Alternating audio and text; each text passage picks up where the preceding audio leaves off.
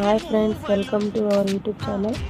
మీరు భక్ష్యాలు లేదా బొప్పట్లు చేసేటప్పుడు ఆ పిండి లూజ్గా అయితే దాంట్లో కొంచెం శనగపిండి వేడి చేసి మన పిండిలో కలిపి వేస్తే అప్పుడు గట్టి పడుతుంది. ఈ ట్రిక్ ఎప్పుడైనా మీకు అలా అయితే ట్రై చేయండి.